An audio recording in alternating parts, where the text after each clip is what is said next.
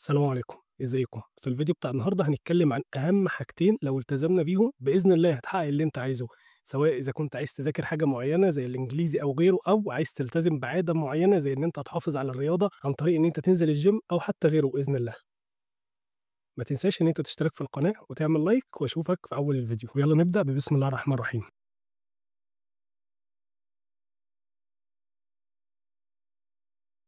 في الأول عايز أقول لك إن بإذن الله الفيديو ده مش هيكون طويل خالص، بالعكس هيكون قصير، وكمان الفيديو ده ما كانش متحضّر له، للأمانة أنا الأسبوع ده ما كانش هينزل فيديو لإن عندي أكتر من ظرف كده، فما كانش في نيّة حتى للتسجيل ولا أي حاجة، ولكن جات فرصة 3 دقايق، فتقريبًا هم دول اللي إحنا هنسجّل فيهم الفيديو، وإن شاء الله ربنا يوفقنا.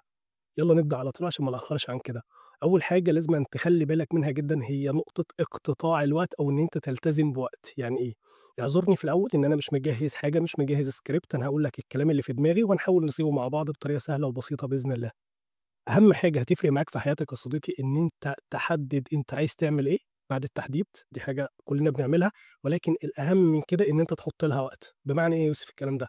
بمعنى إن أنا عايز أنزل الgym، قررت إن أنا أيًا كان إيه السبب أنا عايز أنزل الgym هاتمرن كذا وكذا وكذا، حددت الأيام، الأهم من الأيام إن أنا أقول من الساعة كذا للساعة كذا أنا هانزل الgym، دي النقطة الأولى، والنقطة التانية والمهمة إن أنا ألتزم باللي أنا قُلته، بمعنى أدق إن أنا أكون راجل في اللي أنا قُلته.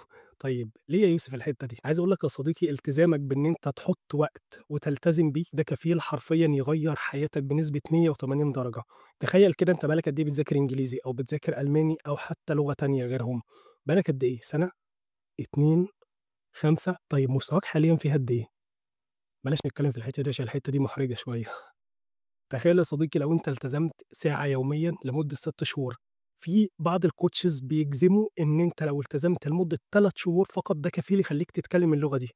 بس إحنا هنعتبر إن إحنا مستوانا متوسط معظمنا، فإحنا مش هينفع معانا 3 شهور، إحنا عايزين ضِعف المدة، مع إن أنا شايف إن ده كتير، بس خلّينا نقول ضِعف المدة، ضِعف المدة هي 6 شهور، تخيل لو أنت ملتزم 6 شهور بلغة، طيب سيبنا من اللغة، تخيل لو أنت بتذاكر مجال جديد أيًا كان المجال الجديد إيه هو، التزمت بيه من ساعة ل3 ساعات يوميًا، ده على حسب صعوبة المجال، دي حاجة إحنا كنا ذكرناها في الفيديو اللي فات بالمناسبة، بس خلّينا دلوقتي في اللي إحنا فيه، فتخيل إن أنت بتلتزم من ساعة ل3 ساعات يوميًا في مجال معيّن أنت بتذاكره، أيًا كان المجال ده إيه، ممكن سهل شوية، ممكن صعب شوية، فالوقت يزيد، بغض النظر، المهم إن أنت حددت وقت X من الساعات ده أنت هتلتزم بيه يوميًا بإذن الله لمدة 6 شهور أو لمدة سنة، تخيل مستواك هيكون فين. طيب دلوقتي أنا عايز أضرب مثال في نقطة الgym بما إن الحمد لله بفضل ربنا في الأول وفي الآخر أنا بقى لي كذا سنة حلوين باتمرن ومحافظ عليهم. شوف النهارده تاريخ كام وأنت بتشوف الفيديو ده، وأنا هاعتبر إن أنت صحتك مش كويسة لمّا بتطلع دور رابع أو دور خامس بتنهج، ونوعًا ما الصحة مش أفضل حاجة.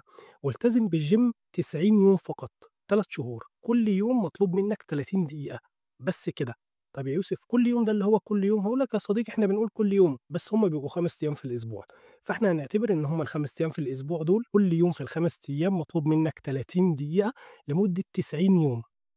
شوف يا صديقي النهارده صحتك هتبقى عاملة إزاي، وبعد نهاية ال90 يوم صحتك هتبقى عاملة إزاي، مش بس كده، طبعًا شوف وزنك النهارده هيبقى عامل إزاي، وبرضه وزنك بعد ال90 يوم هيبقى عامل إزاي، سواء كنت عايز تخس أو عايز تزيد، في الحالتين هتلاقي النتيجة في مصلحتك، عايزك تشوف وتبدأ تطبّق على طول من النهارده. أنا زي ما قُلت الفيديو ده مش هيكون طويل لإن هو مش متجهّز له أي حاجة، وكمان مزنوق في شوية وقت كده حلوين، ربنا يعيننا جميعًا.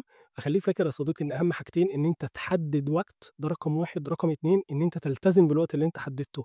لإن إحنا وإحنا في الشغل لمّا بيتحط علينا task سواء مدير حاطّه، سواء الleader اللي حاطّه، أو زي ما يكون، في كل الأحوال إحنا بنلتزم بالtask اللي إحنا عملناه، وبنلتزم بالحاجات اللي اتحطّت علينا، فيبقى عيب جدًا إن أنا ألتزم بالحاجة اللي اتحطّت عليَّ والحاجة اللي أنا أحطّها على نفسي ما التزمش بيها، أظن شكلها مش لطيف. وعايز أقول لك يا صديقي بفضل الله لمّا تطبّق نقطة إن أنت تحط وقت وتلتزم بالوقت اللي أنت حطّيته، ده فعلًا كفيل في خلال كام سنة قليلين جدًا ينقلوا حياتك نقلة تانية تمامًا.